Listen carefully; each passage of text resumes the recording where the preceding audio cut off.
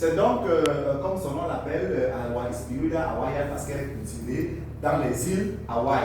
Hein, c'est pour ça qu'on l'appelle la spiruline hawaïenne. Et aujourd'hui, elle est prisée et aujourd'hui, elle est riche et elle est pratiquement unique au monde dans ses propriétés. Pourquoi? Parce qu'elle est cultivée dans, comment dire, la spiruline hawaïenne est récoltée et séchée à l'aide d'un processus breveté appelé OCNG qui empêche l'oxydation des nutriments clés. Ouais, un peu. Donc vous voyez que ici elle est cultivée dans cette aussi dans les îles Hawaï. C'est un lac municipal, hein. Donc elle est cultivée là-bas avec un processus vraiment breveté. Donc, trois uniques caractéristiques de la spiruline hawaïenne. On vous l'a dit, hein, elle nous apporte toujours le meilleur des meilleurs. Alors, la spiruline hawaïenne est cultivée de façon continue. Vous voyez un peu, pour éviter la rupture. Bien que quand on a rupture ici, c'est juste qu'elle est en production. Mais les algues, parce que la spiruline, c'est quoi? C'est une algue qui pousse au-dessus de l'eau. Une algue est tellement jalouse que lorsqu'elle pousse, rien d'autre ne pousse dans son environnement. Rien d'autre. Lorsqu'elle s'élève et elle pousse, elle corrompt tout l'environnement. Elle refuse que quelque chose d'autre se développe dans son environnement. Donc, c'est pour ça qu'elle est cultivée. Elle doit être cultivée dans une eau pure. Dans une eau véritablement pure. Parce que là, il faut qu'elle soit complètement dénuée de toute souillure. Donc, c'est pour ça qu'on dit qu'elle, comme on vous l'a dit, elle doit être cultivée dans une eau propre. Une eau propre, pourquoi? Parce que elle ne doit pas être souillée de peur de capter tous ces mauvais nutriments là. Aujourd'hui, nous avons par exemple d'autres sources de spiruline. On parle de la spiruline qui sort du lac Tchad. Mais allez voir à quoi ressemble notre lac Tchad. N'est-ce pas? Mais pourtant, la spiruline sort de là. Et nous allons avoir des spirulines qu'on va nous retrouver, on va nous proposer dans la rue. On va dire que c'est la spiruline, ça vient du lac Tchad. Alors, elle est cultivée donc dans une eau municipale propre. Donc, raison pour laquelle elle est véritablement riche et a des propriétés véritablement extraordinaires. Alors, pourquoi nous devons consommer la spiruline hawaïenne? Donc, nous avons dit qu'aujourd'hui, la spiruline hawaïenne, comme nous le voyons, c'est un anti-inflammatoire. Donc, c'est un puissant antioxydant et un anti-inflammatoire. Un anti-inflammatoire naturel, nous connaissons tous l'action des anti-inflammatoires. Alors, nous revenons encore ici. Baisse le taux de cholestérol naturellement. Voyez un peu. Est-ce que nous sommes en train de voir ce qui se passe? C'est-à-dire que la spiruline hawaïenne est pratiquement en train de rassembler à elle seule toutes les propriétés que nous avons vues dès le départ. Nous retrouvons encore la spiruline hawaïenne en train de nettoyer les parois de nos veines et nos artères. Un travail que la levure de riz rouge était en train de faire. Donc vous imaginez que nous ayons en même temps la spiruline qui nettoie nos artères, en même temps la spiruline hawaïenne qui nettoie. Raison pour laquelle nous disons souvent que la spiruline continue là où les autres se sont arrêtés. Donc là où les autres se sont arrêtés, la spiruline hawaïenne prend le relais. Alors, aujourd'hui, la spiruline hawaïenne, elle est importante pour nous débarrasser de ce que nous appelons les métaux lourds. Parce que lorsqu'on parle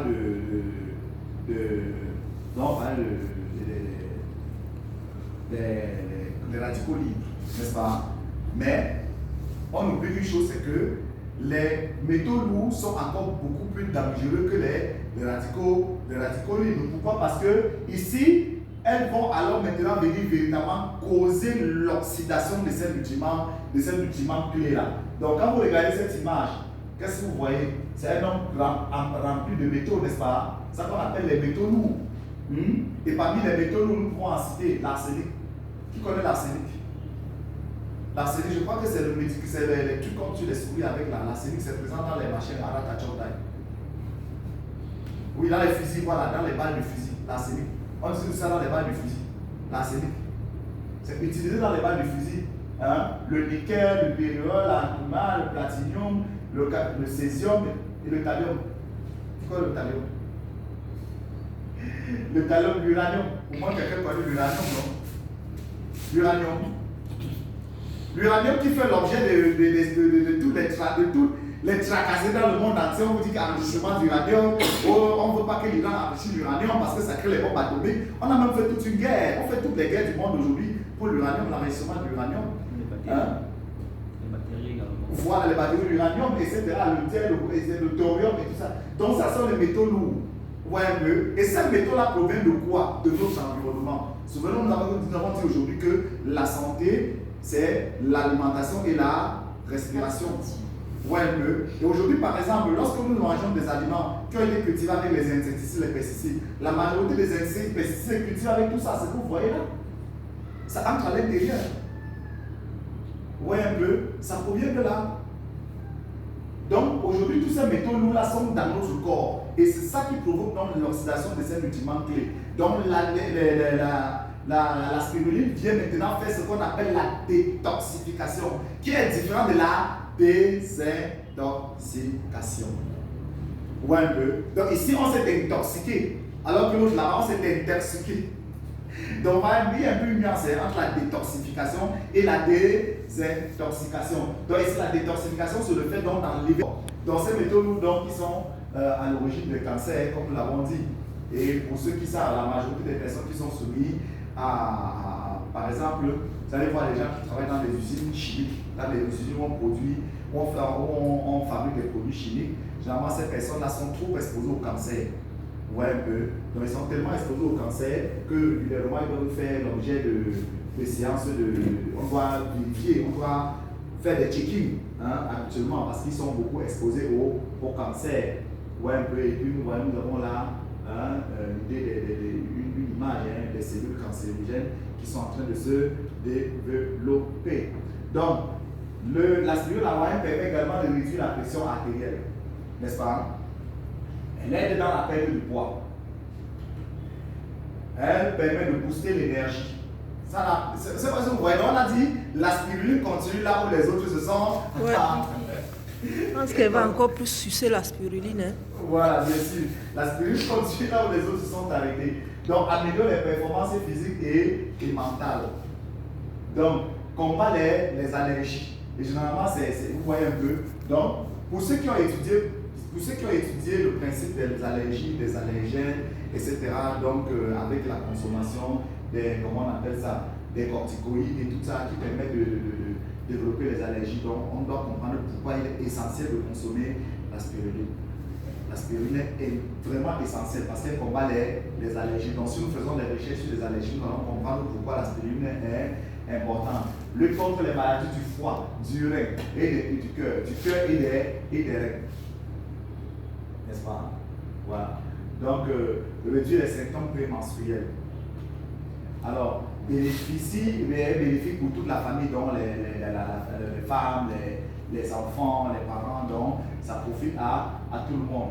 Donc, la valeur nutritionnelle des comprimés de la spiruline hawaïenne, Denmark International. Alors, nous avons dit qu'aujourd'hui, il est très compliqué de consommer un aliment et d'être sûr que nous avons l'ensemble des nutriments qui sont à l'intérieur. On prend un cas simple. Aujourd'hui, nous avons des ananas partout là-dehors, n'est-ce pas?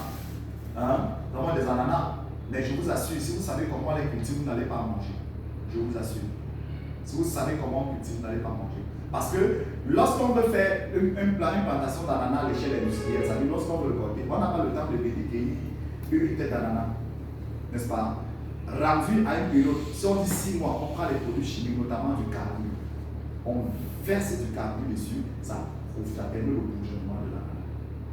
Ensuite, lorsque ça va mûrir, on prend encore d'autres produits, on verse dessus, ça mûrit une fois. Raison pour laquelle vous allez voir une tête d'ananas, vous avez l'impression qu'elle est mûre. Quand vous la consommez, elle est acide. Elle est acide pourquoi? Parce que le processus qui devait être naturel, qui devait passer, qui devait conduire l'ananas de son état d'immaturité à la maturité, le processus n'est pas respecté. C'est tout simplement cela. Même chose pour les oranges. Aujourd'hui, nous avons une jarre d'orange sur le marché. On dit que ça vient du Nigeria. Et c'est pas vraiment, je pense que ça vient de Chine. Parce que bon, moi je dis que ça vient de Chine ou du Nigeria. Donc vous prenez une orange, elle a l'air mûre, mais lorsque vous la pelez, vous êtes surpris. N'est-ce pas? Autant de choses. Donc, imaginez donc que vous pensez que vous devez consommer des vitamines, vous y mangez des fruits et légumes. Vous mangez déjà des fruits et légumes. Ça donne quoi? Absolument rien. Raison pour laquelle il faut consommer la spiruline hawaïenne parce que le déficit, donc qu'est-ce qui va se passer? La spiruline va combler le déficit. Donc aujourd'hui par exemple, en apport de protéines, alors vous voyez, nous sommes dans un apport, voilà ici nous avons notre beefsteak, Hein? On nous dit que pour 25 grammes de protéines, dans un morceau de viande, la quantité de viande là, on nous parle de 25 grammes de protéines, 100 grammes pardon. Donc 100 grammes selon l'USAD, donc ça c'est l'Organisation des Nations Unies, hein, tout ça. On vous dit que sur 100 grammes de viande contient 25 grammes de protéines contre 55 grammes ou 100 grammes de spiruline. Si vous voyez un peu. Donc, vous voyez que la spiruline est beaucoup plus riche en protéines que la viande. Contient 158% de fer, alors que la viande contient 13% de fer. Arrêtons-nous un peu là-dessus. Imaginons, ça veut dire qu'on vous dit que 100 grammes de spiruline contient 158% de fer. Du fer. Raison pour laquelle, généralement, pour les personnes anémiées, hein, lorsqu'on les met sur spirulina, on les met également sur spiruline. Là, on consommer beaucoup de spiruline, beaucoup de spirulina parce que le fer, on sait, le sang, c'est du fer. Hein, il faut consommer, lorsqu'on va à l'hôpital, on nous prescrit du fer, mais beaucoup ne savent pas que c'est le sang, notamment les femmes enceintes. Lorsqu'elles sont enceintes, elles consomment beaucoup de fer, non? Mais beaucoup ne savent pas que c'est pour. Dans les matières grasses, ici, elles contiennent 8 grammes de matière grasse contre 19 grammes de matière grasse. Donc, ici, la viande est beaucoup plus grasse que la spiruline. Donc, contrairement, et nous avons dit quoi? Qu'il faut combattre les matières grasses, donc nous devons consommer moins gras. Vous voyez un peu? Donc, ici, en consommant la spiruline, on consomme très riche et moins gras. C'est pas ça, hein? Voilà. Donc, voilà un peu la spiruline hawaïenne, contrairement à d'autres sources de vitamines. Donc, 60% de protéines dans la spiruline contre tout ce que nous voyons là. Vous voyez un peu? Donc, la vitamine K, la vitamine, etc. Donc, elle est 60% plus vitaminée que toutes les sources de vitamines que nous allons avoir. Ouais, donc, quelle que soit la source de vitamines que nous allons avoir, la spiruline hawaïenne est 60% plus riche. Donc, ici, le tofu. Le tofu, c'est les brochettes de soja. C'est ça, non? C'est le soja. Le soja qu'on a fait avec, voilà, on appelle généralement ça le tofu. Donc, nous savons tous que c'est très riche en protéines, non? Mais on nous dit ici que la spiruline hawaïenne est 600 fois plus riche que le tofu. 600 fois plus riche. Donc vous voyez qu'un comprimé de spiruline hawaïenne, c'est vraiment un trésor. Ouais, un peu. Ici, la carotte. La carotte contient un nutriment qu'on appelle du carotène. La vitamine A, la vitamine K, etc. Dans la carotte. Donc, mais maintenant, du carotène qui est l'élément essentiel de la carotte, on dit qu'elle a 2008, un comprimé de spiruline hawaïenne, c'est 2800% de bêta-carotène dans la spiruline hawaïenne. 2800%. Vous imaginez?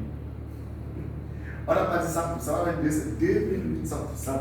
Donc, si vous consommez la spiruline hawaïenne, vous n'avez plus besoin de carottes. Donc, vous voyez que la carotte, là, vous. Elle dit c'est bon de consommer la carotte, consommons la spiruline. Ah, bon, l'épinard. L'épinard est reconnu comme le légume le plus riche. Hein, dans la variété des légumes frais, légumes à consommer frais. L'épinard, aujourd'hui, c'est considéré comme le légume le plus élevé. Et allez pour marché, demandez 100 grammes d'épinard, je vous assure. Vous allez voir combien ça coûte. Et venez voir vous demandez 100 grammes, vous prenez une boîte de spiruline. Vous allez vous rendre compte qu'en consommant une boîte de spiruline en 20 jours, si vous faites le bilan de 20 jours de consommation d'épinard, je vous assure que vous êtes à 500 fois plus, ça veut dire 500 fois plus cher qu'une boîte de spiruline. C'est pas ça, madame. Le marché. Ça veut dire que si vous devez consommer des épinards pendant 20 jours. Mais même ces épinards ne sont pas autant riches que la spiruline hawaïenne. Donc, ici, la spiruline hawaïenne est 3900 fois plus riche que les épinards. Ouais, un peu. Donc, ici, vous avez les myrtilles. Les myrtilles ici également, bon, moi, ce sont ces fruits-là qui sont aussi très riche en antioxydants. Mais jusque-là, on dit que la spiruline hawaïenne est de 280% plus riche en antioxydants que les myrtilles. Hein? Donc, et là maintenant, la spiruline contient aussi beaucoup de phytonutriments. Donc, vous avez imaginé, regardez, vous avez tout un panier de fruits et légumes riches en phytonutriments. Bon, on vous dit qu'un comprimé de spiruline hawaïenne est beaucoup plus riche que tout ce panier de phytonutriments, riches en phytonutriments que ce panier de légumes. C'est également riche en caroténoïdes et puis la phycocyanine. C'est cette phycocyanine qui donne la coloration.